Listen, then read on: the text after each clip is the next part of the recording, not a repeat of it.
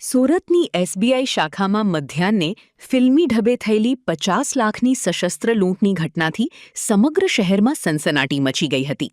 તપાસમાં બહાર આવ્યું છે કે 5 નહીં પણ 6 હિન્દીભાષી લૂંટારુઓએ ગ્રાહકો અને સ્ટાફને બંદૂકની અણીએ બાનમાં લઈ 13 મિનિટ સુધી બેંકમાં તાંડવ મચાવ્યું હતું.